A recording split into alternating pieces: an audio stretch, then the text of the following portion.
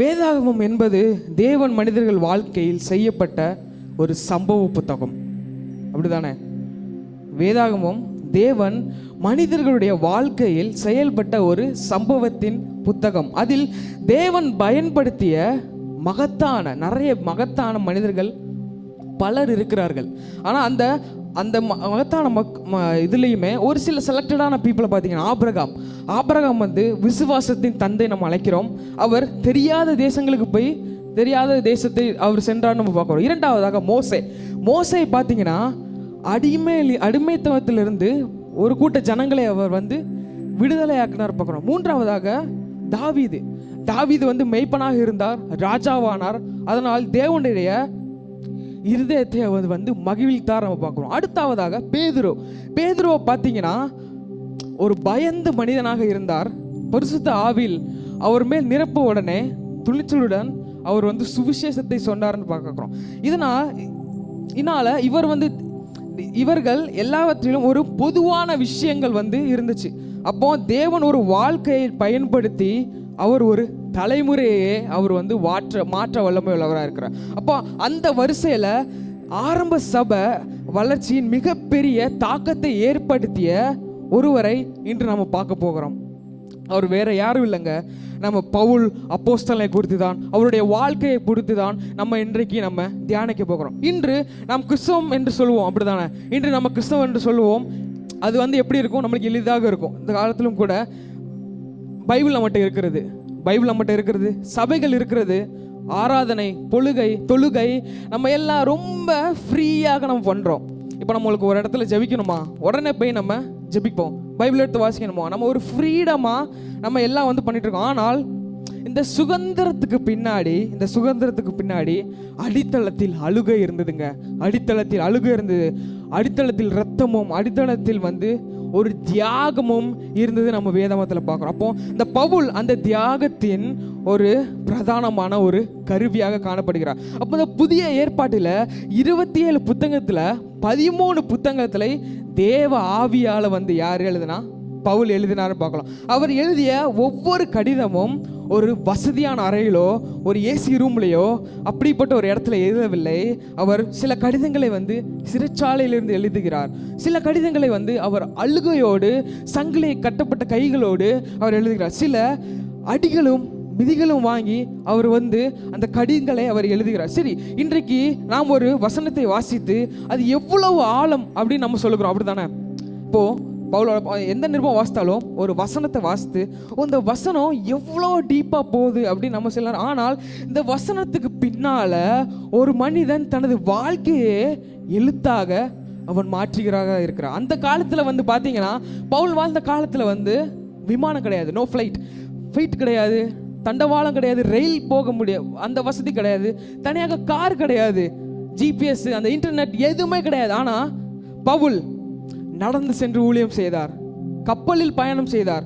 கப்பலால் புயல் வந்தது, கப்பல் வந்து முறிந்து விழுந்து நம்ம பார்க்குறோம். ஆனால் அவர் அடிக்கப்பட்டார், கல்லெறியப்பட்டார், சிறையில் அடைக்கப்பட்டார். இவ்வளவு நடந்தும் அவர் ஒருபோதும் சொல்லவில்லை, போதும் ஆண்டவரே, இனிமேல் என்னால் முடியாது அப்படின்னு சொல்லிட்டு. அவர் என்ன சொல்லுறான்னு பார்த்தீங்களா? நான் ஓடுகிறேன், இன்னும் ஓடுகிறேன் அப்படின்னு சொல்லிட்டு. அப்போ இதுதான் பிலிப்பியர் 3ஆம் அதிகாரத்தின் ஒரு பின்னணியாக கருதப்படுகிறது. நம்ம வாசிக்கலாம், பிலிப்பியர் 3ஆம் அதிகாரம் 7 to 14 வசனங்களை நாம் வாசிக்கலாம். எனக்கு லாபமா இருந்தவைகள் எவைகளோ அவைகளை கிறிஸ்துவுக்காக நஷ்டம் என்று எண்ணினேன். அது மாத்திரமல்ல, என் கர்த்தராகிய கிறிஸ்து இயேசுவை அறிகிற அறிவின் மேன்மைக்காக எல்லாவற்றையும் நஷ்டம் என்று எண்ணிக்கொண்டிருக்கிறேன். நான் கிறிஸ்துவை ஆதாயப்படுத்திக் கொள்ளும்படிக்கும் நியாயப்பிரமாணத்தினால் வருகிற சுயநீதியை உடையவனாய் இராமல் கிறிஸ்துவை பற்றும் விசுவாசத்தினால் வருகிறதும் விசுவாசம் மூலமாய் தேவனால் உண்டாயிருக்கிறதுமான நீதியை உடையவனாய் இருந்து கிறிஸ்துவுக்குள் இருக்கிறவர்கள் என்று காணப்படும்படிக்கும் இப்படி நான் அவரையும் அவருடைய உயிர்த்தெழுதலின் வல்லமையும் அவருடைய பாடுகளின் ஐக்கியத்தையும் அறிகிறதற்கும் அவருடைய மரணத்திற்கு ஒப்பான மரணத்திற்கு உள்ளாகி எப்படியாயினும் நான் மரித்தோரிலிருந்து உயிரோடு எழுந்திருப்பதற்கு தகுதியாகும் படிக்கும் அவருக்காக எல்லாவற்றையும் நஷ்டமென்று விட்டேன், குப்பையுமாக எண்ணுகிறேன். நான் அடைந்தாயிற்று அல்லது முற்றிலும் தேறினவன் ஆனேன் என்று எண்ணாமல் கிறிஸ்து இயேசுவினால் நான் எதற்காக பிடிக்கப்பட்டனோ அதை நான் பிடித்து கொள்ளும்படி ஆசையாய் தொடர்கிறேன். சகோதரரே, அதை பிடித்து கொண்டேன் என்று நான் எண்ணுகிறதில்லை. ஒன்று செய்கிறேன், பின்னானவைகளை மறந்து முன்னானவைகளை நாடி கிறிஸ்து இயேசுவுக்குள் தேவன் அழைத்த பரம அழைப்பின் பந்தய பொருளுக்காக லெக்கை நோக்கி தொடர்கிறேன்.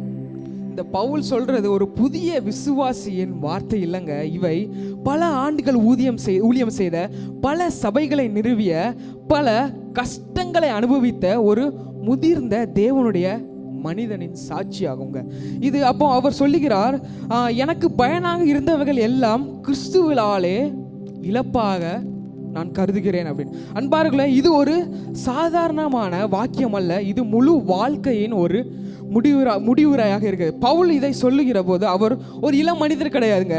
அவர் ஏற்கனவே பல சாதனைகளை செய்த ஒரு மனிதர். ஆனால் அவர் சொல்லுகிறார், நான் இன்னும் அடையவில்லை, ஸ்டில் ஐ டிடன்ட் ரீச், நான் இன்னும் நிறைவேறவில்லை, still I didn't achieve my goals, நான் இன்னும் ஓடிக்கொண்டே இருக்கிறேன், ஸ்டில் ஐ எம் ரன்னிங் அப்படின்னு சொல்றார்.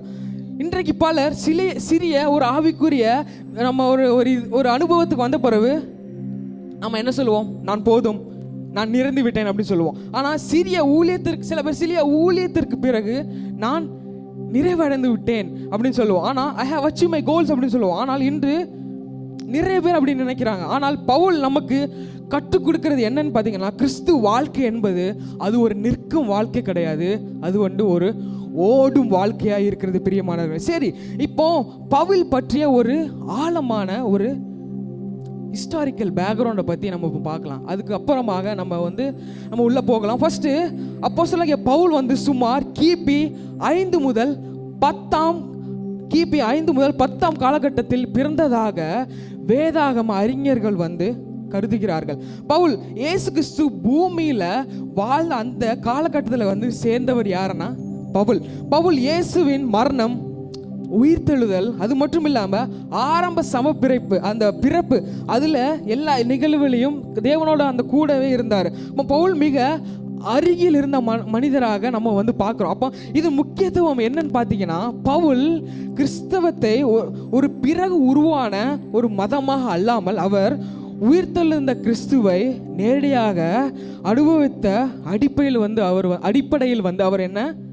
அவர் என்ன சொல்றாரு, அவர் அறிவித்தார் நம்ம பார்க்குறோம். அப்போ பவுல் எங்க பிறந்தார்னு பார்த்தீங்கன்னா, பவுல் பிறந்தது தரிசு என்கிற ரோம சாம்ராஜ்யத்தின் கீழிருந்த சிலிசியா என்ற மாகாணத்தில் தலைநகரத்தில் அவர் பிறந்தார்னு பார்க்குறோம். அந்த காலத்தில் தரிசு என்னன்னு பார்த்தீங்கன்னா அலெக்சாண்ட்ரியா, அது மட்டும் இல்லாமல் ஏத்தன்ஸ், இந்த ரெண்டு அதுக்கு அடுத்த உள்ள கருதப்படும் மிகப்பெரிய கல்வி மற்றும் தத்துவ மையமாக இந்த தரிசு காணப்பட்டது. அது எதுக்கு அடுத்துனா அலெக்சாண்டருக்கும் ஏத்தன்ஸ் அப்படிங்கிற ஒரு நாட்டுக்கு அடுத்தது இந்த தரிசு ஒரு தத்துவ மையம், அது மட்டும் தத்துவ மையமாக, அந்த கல்வி மையமாக இது கருதப்பட்டுருது. இங்கே என்னன்னு பார்த்தீங்கன்னா ஸ்டோயிக், அதாவது தத்துவம், அதே மாதிரி கிரீக் கிராமர், அதாவது கிரேக்க இலக்கியம், வாக்குவாத கலை, அதாவது ரெட்டாரிக்னு சொல்லுவாங்க, அது மட்டும் இல்லாமல் லாஜிக்னா தர்க்கம், இது மிக உயர்ந்த நிலையில அங்க கற்பிக்கப்பட்டு இருந்தது அந்த நேரத்திலும் கூட. அதனால் பவுலோட கடிதத்தில் நம்ம எல்லாத்தையும் நம்ம பார்த்தோம்னா அதுல என்ன இருக்கும், ஒரு ஆழமான தீர்க்கம் ஒன்று இருக்கும், ஆழமான தீர்க்கம். அது மட்டும் இல்லாமல் கட்டமைக்கப்பட்ட வார்த்தைகளை நம்மளோட பவுலோட லெட்டர்ல நம்ம பார்க்கலாம். அதுவும் இல்லாமல் சட்ட மொழியிலும் தத்துவ மொழியிலும் கலந்த ஒரு சிந்தனையை பவுல் அவருடைய லெட்டர்ஸை எழுதும் போது அவர் வைத்திருப்பா.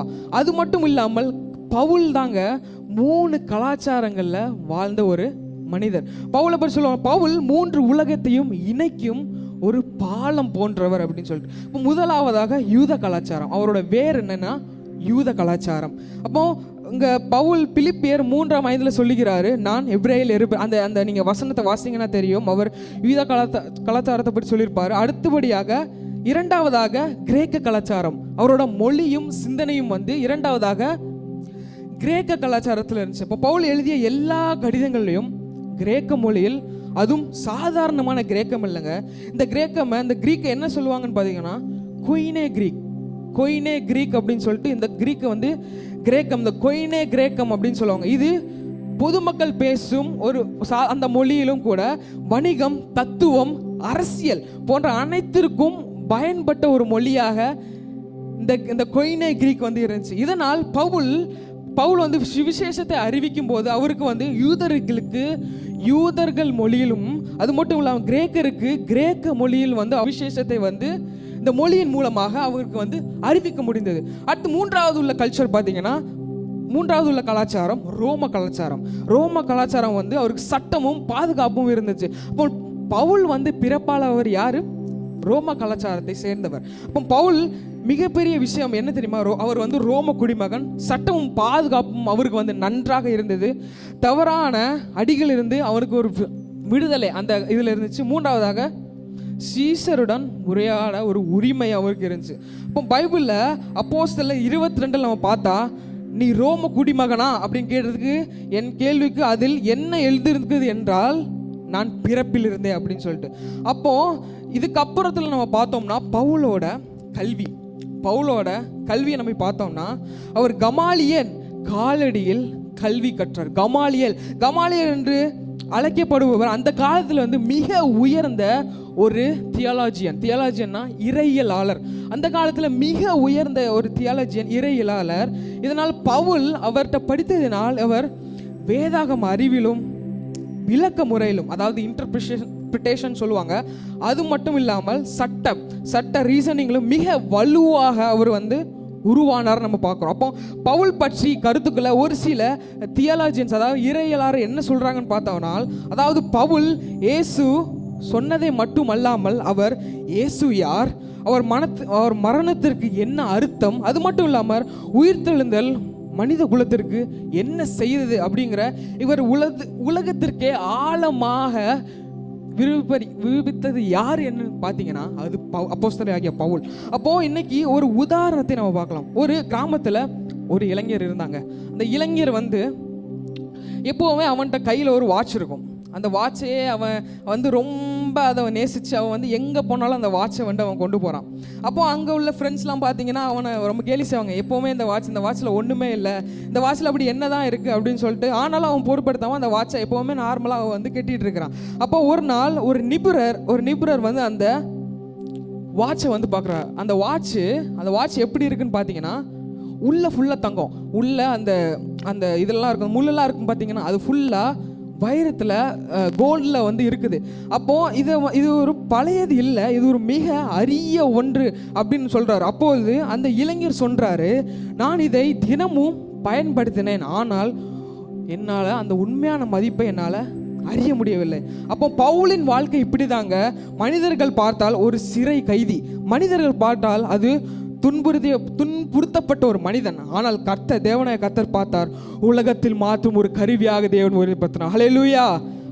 சரி, இப்போ பவுலின் வாழ்க்கையில இருந்து பவுலை பத்தி பார்த்தோம்ல, பவுலோட வாழ்க்கையில இருந்து இன்றைக்கு நாம் கற்றுக்கொள்ள வேண்டிய ஒரு 3 விஷயங்கள், கற்றுக்கொள்ள வேண்டியவைகள் என்ன அப்படின்னு சொல்லிட்டு நம்ம பார்க்க போகிறோம். அப்போ பவுலின் வாழ்க்கையிலிருந்து நாம் கற்றுக்கொள்ள வேண்டியது முதலாவதாக கிறிஸ்துவை அறிதல். வாசிப்போமா? பிலிப்பியர் 3ஆம் அதிகாரம் 7 மற்றும் 8 வசனங்களை நாம் வாசிக்கலாம். ஆகிலும் எனக்கு லாபமாய் இருந்தவைகள் எவைகளோ அவைகளை கிறிஸ்துவுக்காக நஷ்டம் என்று எண்ணினேன். அது மாத்திரமல்ல, என் கர்த்தராகிய கிறிஸ்து இயேசுவை அறிகிற அறிவின் மேன்மைக்காக எல்லாவற்றையும் நஷ்டம் என்று எண்ணிக்கொண்டிருக்கிறேன். அப்போ எனக்கு பயனாக இருந்தவைகள் எல்லாம் கிறிஸ்துவினாலே இழப்பாக கருதுகிறேன் அப்படின்ட்டு. அப்போ முதல் பாயிண்டாக கிறிஸ்துவை அறிவு நம்மளுக்கு தேவை. அப்போ பவுல் எல்லாம் என்று சொல்லும் போது அவர் பாவங்களை மட்டும் சொல்லவில்லைங்க. அந்த எல்லாம்ங்கிற சொல்லும் போது அவர் சொல்லுவது அவருடைய பின்னான கல்வி, அவர் மத அடையாளம், அவருடைய சமூக மரியாதை, அது மட்டும் இல்லாமல் அவர் சாதனைகள், இவை எல்லாவற்றுக்குமே அவர் எல்லாவற்றுக்குமே. ஆனால் பவுல் சொல்லுகிறார், கிறிஸ்துவுக்கு முன்னா கிறிஸ்தவ வாழ்க்கைக்கு வரக்கு முன்னாடி அவைகள் எல்லாம் பெரியவைகளாக இருந்துச்சு. அப்போ கிறிஸ்துவை அறிந்ததுக்கு பிறகு இவைகள் எல்லாம் எனக்கு 2வது இடமாக அவர் வந்து கழிகிறார். அப்போ இங்கு நான் உங்களுக்கு ஒரு கேள்வி கேட்குறேங்க. நமக்கு கிறிஸ்துவை பற்றி தெரிந்திருக்கலாம், ஆனால் நம்ம கிறிஸ்துவை அறிந்திருக்கிறோமா? அறிந்திருக்கிறதுக்கும் தெரிந்திருக்கிறதுக்கும் நிறைய வித்தியாசம் இருக்கு. அப்போ கிறிஸ்துவை பற்றி தெரிந்திருப்பது என்றால் அது ஒரு தகவல், ஆனால் கிறிஸ்துவை அறிந்திருக்கிறோம் என்றால் அது ஒரு உறவாக காணப்படுகிறது. அப்போ லூக்கா சுவிசேஷம் 10ஆம் அதிகாரம் 28 42 வசனம் வாசிக்க வேண்டாம். அதுங்க ஒரு சம்பவம் இருக்குது, மார்த்தாள் மரியாளை பற்றி நம்ம பைபிளில் பார்த்தோம்னா, இயேசு வீட்டுக்கு நுழைந்த போது அந்த வீட்டில் 2 பெண்கள் இருக்கிறாங்க, மார்த்தாள் மற்றும் மரியாள். மார்த்தாள் வந்து கெட்டவள் கிடையாது, அவள் சோம்பேறியும் கிடையாது. பைபிளில் சொல்லுகிறது, அவள் இயேசுவுக்காக வேலை செஞ்சு கொண்டிருந்தாள், அவள் சாப்பாடு செஞ்சு கொண்டிருந்தாள், பரிமாறினாள். அது மட்டும் இல்லாமல் விருந்தோம்பல். அந்த நேரத்தில் மரியாளை பற்றி பார்த்தீங்கன்னா, மரியாள் அவள் இயேசுவின் பாதத்தில் உட்கார்ந்து இருந்தாள். அப்போ அவள் சொல்வதை அவர் கர்த்தர் சொல்வதை இயேசு சொல்வதை எல்லாவற்றையும் வந்து யார் கேட்டால் மரியாள் கேட்டுட்டு இருந்தாள். அப்போ ஒரு கட்டத்தில் மார்த்தாள் வந்து என்ன சொன்னால், கடுப்பாகி அவள் இயேசுவிடம் சொன்னால், ஆண்டவரே என் சகோதரி என்னை தனியாக விட்டு விட்டாள் அப்படின்னு சொல்லிட்டு. அப்போ இயேசு மார்த்தாவை என்ன பண்ணல, அவர் வந்து இயேசு மார்த்தாளை வந்து திட்டாமல் அவர் என்ன சொன்னார் பார்த்தீங்கன்னா, மார்த்தா நீ பலவற்றுக்காக கவலைப்படுகிறாய், ஆனால் உன் விஷயம் மட்டும் ஒரு விஷயம் மட்டும் அவசியம், நல்ல பங்கை மரியாள் தேர்ந்து கொண்டாள் அப்படின்னு சொல்லிட்டு. அப்போ இங்கே கவனிங்க, வேலை வேண்டாம் என்று இயேசு சொல்லவில்லை, அவர் சொன்னது உறவுக்கு முன் வேலை வரக்கூடாது அப்படின்னு சொல்லிட்டு. அப்போ பல சமயங்கள் பல சமயத்தில் நம்ம என்ன ஆகிறோம், இதெல்லாம் மறந்து விட்டு நம்ம வந்து ஆராதனையை வந்து மறந்து விடுகிறோம். அது மட்டும் ஊழியம் பணிகள். ஆனால் இயேசுவிடம் வந்து நம்மளுக்கு என்ன உட்கார வந்து நேரம் இல்லை. இயேசுவோடு ஒரு மையப்படுத்தாம வந்து நம்ம இருக்கிறோம், அப்படிதானே? ஊழியம் மையமாக மாறினாலாம் ஆவிக்குரிய ஊழியம் வந்து நம்மளுக்கு ரொம்ப மையமாக மாறினால் நம்மளுக்கு என்ன ஆகும், ஒரு ஆவிக்குரிய சோறு நம்முடைய வாழ்க்கையில் வரும். அப்போ இரண்டாவதாக நம்ம பார்த்தோம்னா, ஒரு பணக்கார இளைஞன். மார்க் 10ஆம் அதிகாரம் 17 22 வசனத்தில் நம்ம வாசிக்க போற இந்த ஒரு சம்பவத்தை, நம்ம ஒரு பணக்கார இளைஞர் வந்து இயேசுவிடம் ஓடி வருகிறாருங்க. ஓடி வரும்போது அவன் சொல்லுகிறான், நல்ல போதகரே, நித்திய ஜீவனை பெற நான் என்ன செய்ய வேண்டும் அப்படின்னு கேட்கிறான். அப்போ அவன் வந்து ஒரு கெட்டவன் கிடையாது. பைபிள் சொல்லுகிறது, அவன் நியமங்களை காத்தவன், அதாவது அவன் நல்ல வாழ்க்கை வாழ்ந்தவன் சொல்லி பைபிள் சொல்லுது. ஆனால் இயேசு அவனிடம் சொல்லுகிறார், நீ என்ன சொல்றது, ஒரு விஷயம் மட்டும் உனக்கு குறைவு, நீ போய் உனக்கு உள்ளதை எல்லாத்தையும் விற்று என்னை பின்தொடர் அப்படின்னு சொல்லிட்டு அவர் சொல்றார். அந்த இடத்தில் இயேசு வந்து என்ன செய்யல, பணத்தை வந்து அவர் வெறுக்கவே இல்லைங்க. இயேசு பணத்தை வெறுக்கவில்லை, ஆனால் ஒரு கேள்வி கேட்டார், உன் வாழ்க்கையில் உயர்ந்த இடம் யாருக்கு அப்படின்னு சொல்லிட்டு. அப்போ பைபிள் சொல்லுகிறது, அந்த இளைஞர் வந்து துக்கத்தோடு திரும்பி போனான் அப்படின்னு சொல்லி பார்க்கும். அப்போ ஏன்னா அவனிடம் கிறிஸ்து இருந்தால், ஆனால் கிறிஸ்து வந்து அவனிடத்தில் முதல் இடத்தில் வந்து இல்லை. இது நம்முடைய கதை தானா பிரியமானவர்களே? நமக்கு ஜெபம் இருக்கிறது, வேதாகமம் இருக்கிறது, சபை இருக்கிறது, ஆனால் கிறிஸ்து முதலிடமா என்று நம்மளை மனசில் நம்ம ஆராய்ந்து நம்மளை சிந்திக்க நம்ம கடமைப்பட்டுள்ளோம். அப்போ மூன்றாவதாக பவுலின் சொந்த சாட்சியை நம்ம பிலிப்பியர் 3ஆம் அதிகாரம் 4, 5, 6, 3 வசனங்களை நம்ம பார்க்கும்போது, பவுல் தன்னை பற்றியே சொல்லுகிறான், நான் பரிசேயன், நியமத்தில் குற்றமற்றவன், எபிரேயன் அப்படின்னு சொல்லிட்டு அவன் சொல்லுகிறான். நான் மத்ததில் டாப் ரேங்க். அதே மாதிரி ஆனால் அதே மனிதன் இப்போது சொல்லுகிறான், அவங்க எல்லாம் இழப்பு அப்படின்னு சொல்லிட்டு. ஏனில் அவன் கிறிஸ்துவை சந்தித்ததுனால. அப்போ ஒரு மனிதன் குதிரையில், அந்த சம்பவம் எல்லாத்துக்கும் தெரியும், ஒரு மனிதன் குதிரையில் இருந்து விழுந்தான். அப்போ அவன் கேட்ட கேள்வி என்னன்னு பார்த்தீங்கன்னா, நீ யார் ஆண்டவரே அப்படின்னு சொல்லிட்டு. அந்த கேள்வி அந்த கேட்ட நாளில் அவனுடைய முன்னுரிமைகள் மாறின நம்ம பார்க்குறோம். இப்போது ஒரு படம் நம்ம ஒரு இமேஜினேஷன் பண்ணிக்கிடுவோங்க. ஒரு படத்தை நினைத்துக்கொள்வோம். அந்த ஒரு அறையில் ஒரு மனிதன் இருக்கிறான். அந்த அறையில் ஒரு மெழுகுத்திரியை வந்து பொருத்தி வச்சிருக்கிறான். அந்த மெழுகுத்திரியை அணையக்கூடாதுன்னு சொல்லிட்டு, அவன் மூச்சு விடும் போதும் அந்த மெழுகுத்திரியை அணையக்கூடாதுன்னு சொல்லிட்டு ரொம்ப கவனமாக அந்த மெழுகுத்திரியை வச்சிருக்கிறான். அந்த பொழுதிலும் கூட அதை பார்க்கறதுக்கு அது ரொம்ப திடீர்னு என்ன வருதுன்னா, சூரிய ஒளி வந்து அந்த இருட்டு அறைக்குள்ள அவன் மெழுகுத்தி வச்சிருக்கான்ல, அப்போது அந்த இருட்டு அறைக்குள்ள அந்த சூரிய ஒளி வருது. இப்போ நான் உங்களுக்கு கேள்வி கேட்குறேன், அவன் என்ன செய்வான்? இல்லை எனக்கு அந்த மெழுகுத்திரி தான் வேணும், அந்த மெழுகுத்திரி தான் வச்சுருப்பானா? இல்லை சூரியனை, அப்போ அந்த சூரிய ஒளி வந்தோடனே அதை எல்லாம் மறந்து அவன் வந்து அந்த சூரிய ஒளியை தான் அவன் வந்து வச்சிருப்பான். ஆனால் பெரிய ஒளி வந்தால் சிறிய ஒளி தானாக மறைந்து விடும், அப்படி தானே? இப்போ அதே போல தான் கிறிஸ்துவை வந்து நம்ம மையமாக கொண்டு வந்தால் அந்த இடம் மாறும். நம்ம எதை கைவிட முயற்சி செய்தாலும் அது கைவிட முயற்சி நம்மளுக்கு முயற்சி தேவையில்லை. ஆனால் கிறிஸ்து முதலிடத்தில் வந்தால் மற்ற எல்லாம் சரியான இடத்தில் சரியான பொழுதில் அது வந்து அந்த இடத்துல போய் அது செட்டில் ஆக அது வல்லமை உள்ளதாக இருக்கிறது. அப்போது முதல் பாயிண்டாக நம்ம என்ன பார்த்தோம்? கிறிஸ்துவை அறிதல் வந்து எல்லாவற்றிலும் ஒரு உயர்ந்த ஒரு மதிப்பாக காணப்படுது பிரியமானவர். அப்போ பவுல் நம்மளுக்கு கற்றுக் கொடுக்குற முதல் விஷயம் என்னன்னு பார்த்தீங்கன்னா, கிறிஸ்துவை அறிதல் எல்லாவற்றை விட மிக உயர்ந்த ஒரு மதிப்பாக இருக்கிறது. அப்போ இரண்டாவதாக பவுல்கிட்ட இருந்து நம்ம கற்றுக்கொள்ள வேண்டிய இரண்டாவது காரியம் என்னன்னு பார்த்தீங்கன்னா, கடந்ததை விட்டு முன்னே ஓடும் ஒரு வாழ்க்கை. வாசிக்கலாமா? பிலிப்பியர் 3:13 மட்டும் நம்ம வாசிக்கலாம். சகோதரரே, அதை பிடித்து கொண்டேன் என்று நான் எண்ணுகிறதில்லை, ஒன்று செய்கிறேன், பின்னானவைகளை மறந்து முன்னானவைகளை நாடி ஓடுகிறேன். ஹல்லேலூயா. பின்னானவைகளை மறந்து முன்னானவைகளை நோக்கி ஓடுகிறேன். அப்போ பவுலின் கடந்த வாழ்க்கை அது எளிதாகவே இல்லைங்க.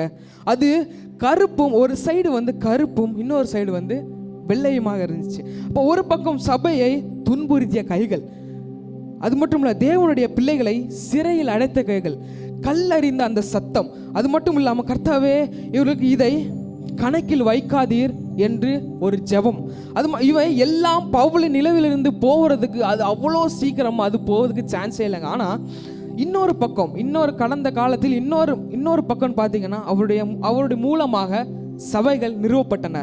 அது மட்டும் இல்லாமல் மரித்தவர்கள் உயிர் தெழுந்தார்கள். மூன்றாவதாக பிசாசுகள் அவரால் ஓடப்பட்டது. மக்கள், ஆயிரக்கணக்கான மக்கள் அவரால் வந்து ரட்சிக்கப்பட்டாங்க. அப்போ ஆயிரக்கணக்கான மக்கள் ரட்சிக்கப்பட்டாங்க. அப்போ பலர் இங்கே தான் தோல்வியை வந்து நம்ம சந்தித்து விடுவாங்க பெரியமானவர்களே, இரண்டு சைட்லையும். அப்போ முதலாவதாக சிலர் வந்து கடந்த பாவத்திலே வந்து சில பேர் வந்து சிக்கிக்கொள்வாங்க. சில பேர் கடந்த வெற்றியை நோக்கி நான் வெற்றி அடைந்துவிட்டேன் அப்படின்னு சொல்லிட்டு அதிலே நம்ம தூங்கிடுவோம். அப்போ ஆனால் பவுல் இந்த இரண்டையும் பிடித்து கொள்ளவில்லை. இது முக்கியமான ஒரு சத்தியம்ங்க. கடந்த பாவங்களில் சிக்கினால் தேவன் தரும் நாளைய அழைப்பை நம்ம வந்து இழந்து போய்விடுவோம். இப்போ முதலாவதாக அப்போ என்ன, இது முக்கியமான ஒரு சத்தியம் என்னன்னா, கடந்த பாவங்களை நம்ம சிக்கினால் தேவன் தரும் நாளைய அழைப்பை நம்ம மிஸ் பண்ணிடுவோங்க. அப்போ அதே போல கடந்த வெற்றியில் நம்ம உறங்கினால் இன்றைய ஆவிக்குரிய வளர்ச்சி நமக்கு வந்து என்ன ஆகும்? நின்று போய்விடும். இன்றைய வேதாகமம் இதை தெளிவாக நம்மளுக்கு வந்து சொல்லுகிறது பிரியமானவர்கள். அப்போ ஆதியாகமம் 19:26 வாசிக்க வேண்டாம், நம்ம சொல்லிட்டு மட்டும் போய்கிறேன். லோத்தின் மனைவி எல்லாருக்கும் தெரியும், அப்படிதானே? அப்போ தேவனால் அந்த இடத்துல இருந்து காப்பாற்றப்பட்டு அவங்க வந்து வெளியே வந்தாங்க. அவருக்கு தேவன் வந்து ஒரு சான்ஸை கொடுக்குறார். சோதோம் நகரத்திலிருந்து வெளியே அழைக்கப்பட்டு வந்தார்கள், அப்படித்தானே? முன்னே செல்லும் வழியை வந்து தேவன் உங்களுக்கு வந்து ஏற்படுத்தி கொடுத்தார். ஆனால் ஒரு சிறிய செயல், பின்னே திரும்பி பார்ப்பது. அவள் பின்னே திரும்பி பார்த்தால் அந்த ஒரு பார்வை அவளுடைய முழு வாழ்க்கையே மாற்றியது. அவள் வந்து உறைந்தாள், அவர் வந்து உப்பு தூணால் மாற்றப்பட்டால். பின்னே திரும்பி பார்க்கும்போது நம்மளுக்கு வந்து பாவங்கிறதே தெரியாது, அப்படிதான். சும்மா லைட்டாக பின்ன திரும்பி பார்த்தா என்ன அப்படின்னு தான் நினைப்போம். பின்ன திரும்பி பார்த்தா அது பாவங்கிறது நம்மளால் சொன்னோம். அப்போ சில நேரம் அது நினைவாகவே தான் இருக்கும். பின்னிட்டு திரும்ப நம்ம பார்க்க வேணுங்கிற ஒரு ஆர்வத்தை நம்மளுக்கு தோண்டும். இரண்டாவதாக சில நேரம் அது நம்மளுக்கு ஏக்கத்தை, பின்னிட்டு திரும்ப அந்த வாழ்க்கை வந்து நம்மளுக்கு ஏக்கமாக இருக்கும். அது மட்டும் இல்லாமல் சில நேரம் அது நல்லா இருந்ததே அப்படின்னு நம்ம மனசில் நினைப்போம்.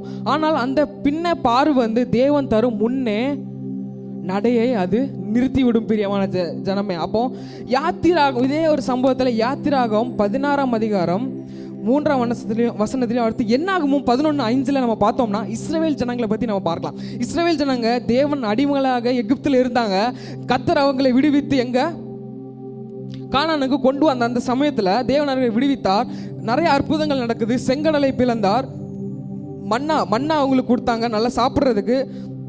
ஆனால் மேகத்தாலும் அக்கத்தினாலும் அவளை வழி நடத்தினார் நம்ம பார்க்குறோம். ஆனால் அவருக்கு என்ன சொன்னார்கள்னு தெரியுமா? அந்த சமயத்தில் எகிப்தில் வெங்காயம் இருந்தது, மீன் இருந்தது, அது மட்டும் இல்லை அங்கே நல்லா சாப்பிட்டோம் அப்படின்னு சொல்லிட்டு. அப்போ அவர்கள் அடிமைத்தனத்தை மறந்தார்கள், ஆனால் அவர் பின்னற்றி திரும்பி பார்த்தார்கள். அவர்கள் அடிமைத்தனத்தை மறந்தார்கள், ஆனால் வெங்காயத்தை அவர் நினைவு கூர்ந்தார்கள். அதனால் வாக்குத்தத்தம் தேசத்தை அடைய முடியாமல் அவர்கள் வனாந்தரத்திலேயே சுற்றி கொண்டார்கள் நம்ம பார்க்குறோம். அப்போ இதுதான் உண்மைங்க.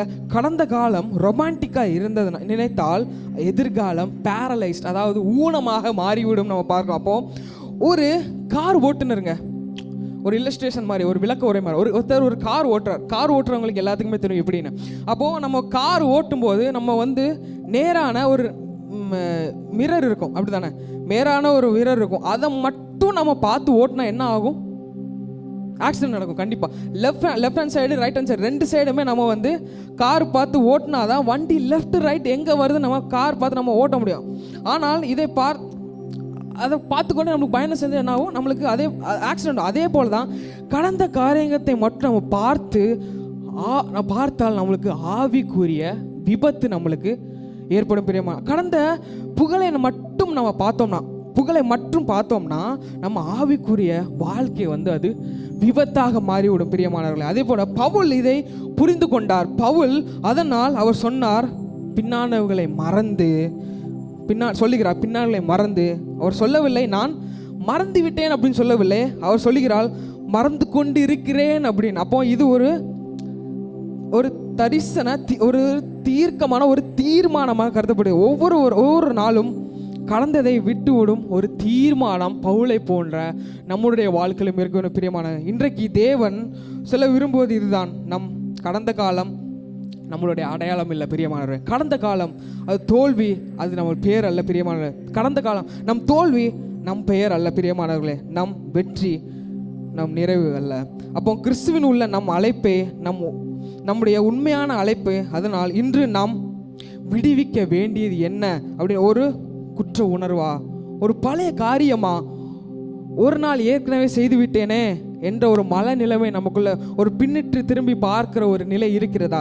கர்த்தர் சொல்லுகிறார், முன்னே பார், நான் இன்னும் உன்னோடு இருக்கிறேன், நான் இன்னும் முடிக்கவில்லை அப்படின்னு. அப்போ கடந்ததை விட்டு அப்போ நம்ம முன்னே ஓடும் ஒரு வாழ்க்கையை நம்முடைய ஆவிக்குரிய வாழ்க்கையில நம்ம வாழ வேண்டும் பிரியமானவரே. ஹல்லேலூயா, ஹல்லேலூயா. முதலாவதாக நம்ம பார்த்தோம், பவுலிருந்து நம்மளுக்கு கற்றுக்கொள்ள வேண்டிய விஷயம் பார்த்தோம் என்னன்னா, கிறிஸ்துவை அறிதல் எல்லாவற்றையும் விட உயர்ந்த ஒரு மதிப்பு. இரண்டாவதாக நம்ம பார்த்தோம், பவுலிடம் இருந்து நம்ம கற்றுக்கொள்ள வேண்டிய இரண்டாவது விஷயம், கடந்ததை விட்டு முன்னே ஓடும் ஒரு வாழ்க்கையை நம்ம ஒவ்வொருவரும் வாழ போகிறோம். ஹல்லேலூயா. இப்போ மூன்றாவதாக பவுல் நமக்கு கொடுக்கிற மூன்றாவது விஷயம், நமக்கு கற்றுக் கொடுக்கிற மூன்றாவது விஷயம் என்னன்னு பார்த்தீங்கன்னா, குறிக்கோளோடு ஓடும் ஒரு விசுவாச வாழ்க்கையை நம்ம ஓட வேண்டும். ஹல்லேலூயா. வாசிக்கலாம், பிலிப்பியர் 3ஆம் அதிகாரம் 14ஆம் வசனத்தை நாம் வாசிக்கலாம். கிறிஸ்து இயேசுவுக்குள் தேவன் அழைத்த பரம அழைப்பின் பந்தய பொருளுக்காக லெக்கை நோக்கி தொடருகிறேன். ஹல்லேலூயா. அப்போ அந்த மேலான அழைப்பின் பரிசை அடைய குறிக்கோளை நோக்கி ஓடுகிறேன். அப்போ நம்முடைய வாழ்க்கையிலும் குறிக்கோளோடு ஓடும் ஒரு வாழ்க்கை, நோக்கி ஓடும் ஒரு வாழ்க்கையை நம்ம ஓட வேண்டும். அப்போ இந்த வசனத்தை எழுதும்போது பவுல் அப்போஸ்தலர் எங்க இருந்தார் தெரியுமா?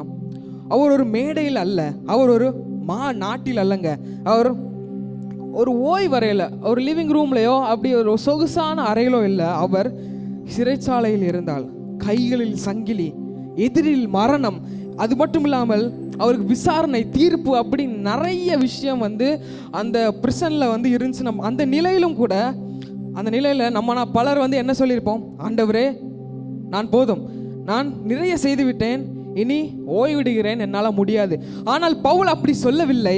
அவர் சொன்னார், நான் ஓடுகிறேன் அப்படின்னு சொல்லிட்டு. அப்போ இதுதான் கிறிஸ்தவ வாழ்க்கையின் ஆழமான ஒரு ரகசிய பிரியமானவர்களே. அப்போ விசுவாச வாழ்க்கை என்பது அது ஒரு முன்னாடி பார்த்த மாதிரி அது ஒரு நின்ற வாழ்க்கை அல்ல, அது ஓடுகிற ஒரு வாழ்க்கையாக இருக்குது பிரியம். அப்போ பவுல் ஓடுகிறான் என்று சொல்வது அர்த்தமில்லாத ஒரு ஓட்டம் இல்லை. பவுல் ஓடுகிறேன் என்று சொல்றது அர்த்தமில்லாத ஒரு ஓட்டம் இல்லை. அவர் குறிக்கிறது அது ஒரு பர்பஸ், ஒரு குறிக்கோளோடு அவர் ஓடுகிற ஓட்டத்தை அவர் சொல்லுகிறார் குறிக்கோளோடு நோக்கி ஓடுகிறேன். அதாவது எங்கே போகிறேன் என்று தெரியாமல் ஓடவில்லை, எதற்காக நான் ஓடுகிறேன் என்று தெளிவாக ஓடுகிறேன் அப்படின்னு சொல்லிட்டு பவுல் சொல்லுகிறார். அப்போ இன்றைக்கு பலர் ஓடுகிறார்கள், ஆனால் என்ன குறிக்கோள், எதற்காக ஓடுகிறோம் தெரியாமலே நம்ம ஓடுகிறோம் இல்லவா?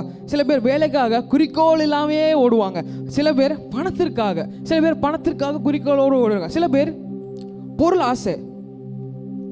ஆசைக்காக குறிக்கோளோடு ஓடுவாங்க, சில பேர் ஊழியத்தில் கூட சில பேர் சில நேரங்களில் குறிக்கோள் இல்லாமலேயே ஊழியம் செய்யற நம்ம பார்க்குறோம். அப்போ ஆனால் பவுல் குறிக்கோள் தெளிவானது, மேலான அழைப்பின் பரிசு அவருடைய குறிக்கோளாக இருந்தது. ஆனால் தேவன் என்னை அழைத்த அழைப்பை முழுமையாக நிறைவேற்ற வேண்டும் அப்படிங்கிற ஒரு வாஞ்சை யார்கிட்ட இருந்துச்சு?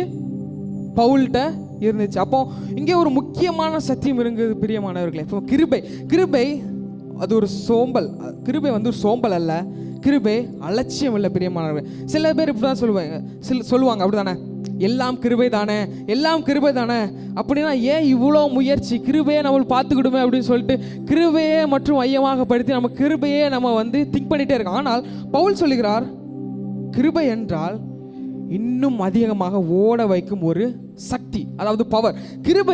பவுல் சொல்லுகிறார், கிருபை இன்னும் அதிகமாக நம்மளை இயக்குகின்ற ஒரு ஓட வைக்கும் ஒரு மிகப்பெரிய பவர், சக்தி அப்படின்னு சொல்லுவார். அவர் 1 கொரிந்தியர் 15ஆம் அதிகாரம் 10ஆம் வசனத்தில் சொல்லுகிறார், நான் வாசிக்கிறேன், அவர்கள் எல்லாரை விட நான் அதிகமாக உழைத்தேன், ஆனால் நான் அல்ல, என்னோடு இருந்த தேவனுடைய கிருபையே. அப்போ எல்லாம் தேவனோட கிருபை. அப்போ கிருபை இஸ் ஈக்குவல் டு சோம்பல் என்று நினைப்பது வந்து தவறு. கிருபை இஸ் ஈக்குவல் டு சக்தி, கிருபை இஸ் ஈக்குவல் டு தொடர்ச்சியான ஓட்டம் பிரியமானவர்களே. அப்போ இப்போ ஒரு வேதாகம் உதாரணத்தை நம்ம பார்த்தோம்னா, பழைய ஏற்பாட்டில் எல்லாத்துக்கும் நெகேமியாவை தெரியும், அப்படித்தானே? நெகேமியா பார்த்தோம்னா அவர் ஒரு குறிக்கோளோடு இருந்தால் எருசலேமின் சுவர் கட்டப்பட வேண்டும் என்று சொல்லி அவர் வாழ்க்கையில் ஒரு குறிக்கோள் இருந்துச்சு நம்ம பார்க்குறோம். அப்போ பல போராட்டங்கள் வந்துச்சு, சத்துருக்கள் வந்தார்கள், அவனுக்கு பயம் வந்தது, தடைகள் வந்தது.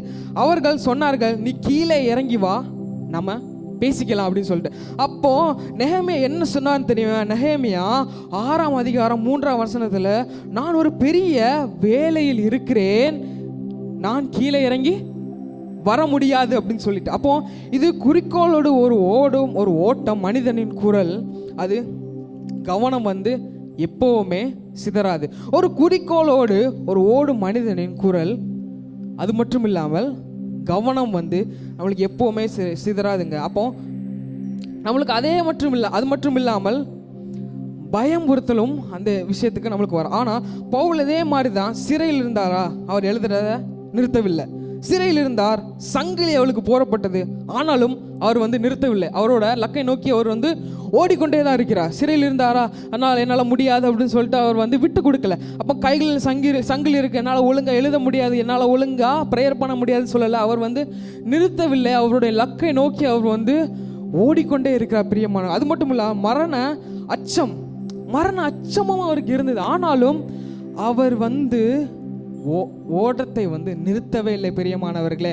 அப்போ அவர் ஓட்டத்தை நிறுத்தும் போது அவர் ஓட்டத்தை வந்து எப்போது நிறுத்தினார் அப்படின்னு சொல்லி பார்த்தோம்னா, இதில் அதனால்தான் 2 தீமோத்தேயு 4ஆம் அதிகாரம் 7ஆவதுல சொல்லுகிறது, நல்ல போராட்டை போராடினேன், ஓட்டத்தை முடித்தேன், விசுவாசத்தை காத்தேன் அப்படின்னு சொல்லிட்டு. அப்போ ஒரு உதாரணமாக ஒரு மாரத்தான் ஓட்டம் எல்லாத்துக்கும் தெரியும்ல, மாரத்தான் எல்லாத்துக்கும் தெரியல. மேரத்தான்னா சும்மா அந்த 100 மீட்டர் ஓடிய அந்த ஓட்டம் கிடையாதுங்க. இப்போ இங்கேருந்து அந்த எண்டு வர ஓடினா வின் பண்ண முடியாது, அப்படி தானே? இங்கேருந்து நம்ம சர்ச்சை சுற்றி ஒரு 5 ரவுண்டு ஓடினா, ஒரு 500 மீட்டர் ஓடினா வின்னராக கருதப்பட மாட்டாங்க. அப்போது அந்த மாரத்தான் ஓட்டத்தில் வந்து எப்படி அட்லீஸ்ட் ஒரு 40 கிலோமீட்டர் இல்லை 30 கிலோமீட்டர் ஆகுது அந்த கோலை அச்சீவ் பண்ணுறதுக்கு நம்ம வந்து ஓடணும். அப்போது நம்ம கிறிஸ்தவ வாழ்க்கை என்பது 100 மீட்டர் ஸ்பிரிண்ட் இல்லை, அது ஒரு மேரத்தானாக நம்ம ஓடணும், அப்படி தானே? 100 மீட்டரை நம்ம வந்து ஓடிட்டு அப்படி நிறுத்திடக்கூடாது.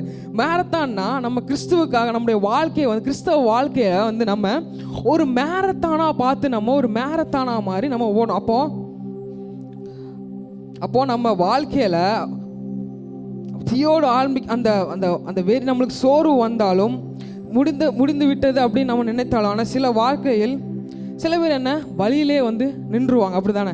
சில பேர் வந்து ஆரம்பித்தவர்கள் வந்து ஆரம்பித்தவர்கள் பலர், ஆனால் ஆவில் தீயோடு பல பேர் ஆரம்பித்தாங்க, ஆனால் முடித்தவர்கள் ரொம்ப சிறியவர், ரொம்ப சின்னவங்க. ஆனால் சில பேர் வழியிலே நின்று விட்டார்கள்.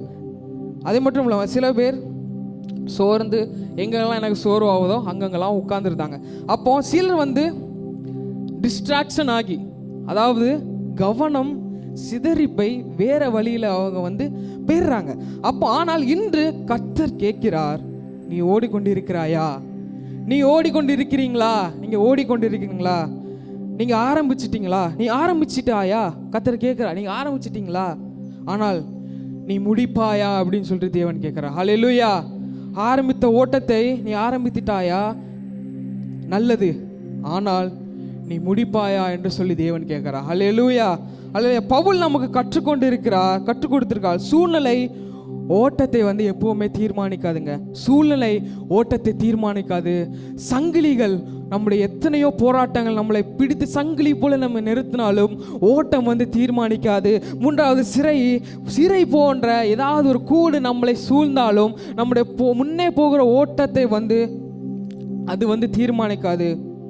குறிக்கோள் தான் ஓட்டத்தை வந்து தீர்மானிக்கும். பிரியமான ஹல்லேலூயா.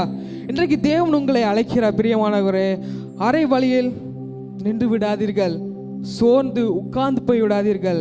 கவனம் சிதறாத ஒரு ஓட்டத்தை நாம் ஓடுவோம். இதுக்கு பதிலாக குறிக்கோளோடு நோக்கி நம்ம கிறிஸ்தவ வாழ்க்கையை நோக்கி ஓடுவோம். அழைப்பை நம்மளுக்கு என்ன அழைப்போ அதுக்கு தகுந்தபடி ஓடுவோம். இறுதி வரை நாம் ஓடுவோம். இன்று பவுல் நமக்கு கற்றுக் கொடுத்த 3 விஷயத்தை, முதலாவது கிறிஸ்துவே எல்லாத்திற்கும் மேலானவர். எல்லாம் நம்மால் நலமாக தான் இருக்கலாம், ஆனால் கிறிஸ்து மையமாக இல்லாமல் போனால் அவை எல்லாம் 2ஆம் இடம்தான். இரண்டாவதாக கடந்ததை விட்டு விட வேண்டும். பிரியமானவர்களே, கடந்த பாவங்கள் நம்மளுக்கு இருக்கலாம், கடந்த வெற்றி நம்மளுக்கு இருக்கலாம், ஓகே ஃபைன். அடுத்தபடி அப்போ இரண்டையும் பிடித்து கொள்ளாமல், அதை வந்து நம்ம பெருமை பாராட்டாமல் பிடித்து கொள்ளாமல் நம் முன்னே செல்ல முடியும். அப்போ நம்ம இரண்டையும் நம்ம பிடித்து கொண்டால் நம்மளால முன்னே செல்ல முடியாது. அப்போ மூன்றாவதாக குறிக்கோளோடு ஓடும் ஒரு ஓட்டத்தை நம்ம ஓட வேண்டும். பிரியமானவர்களே, நிறுத்தும் இடமே இல்லாமல், ஸ்டாப்பே இல்லாமல், இப்போ எக்ஸாம்பிளுக்கு பாயிண்ட் டு பாயிண்ட் பஸ் நம்ம பார்க்குறோம்ல, பாயிண்ட் டு பாயிண்ட் பஸ் எந்த ஸ்டாப்லையுமே நிற்காது.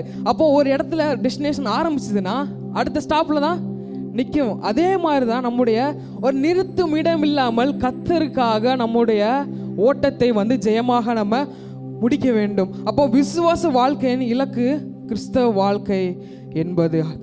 வாழ்க்கை என்பது ஹல்லேலூயா. அது நிறைவுகள் அல்ல, நிலை அல்ல, ஒரு தொடர்ச்சியான ஓட்டம். அப்போ இப்போது நாம் தீர்மான ஜெபம் பண்ணுவோமா? எல்லாரும் எழுந்து நின்று இந்த நாளிலும் கூட கிறிஸ்து நம் வாழ்க்கை முதலிடத்தில் இல்லை என்றால், நம் கடந்த விஷயங்கள் சிக்கியிருந்தால் நாம் ஜெபிப்போமோ?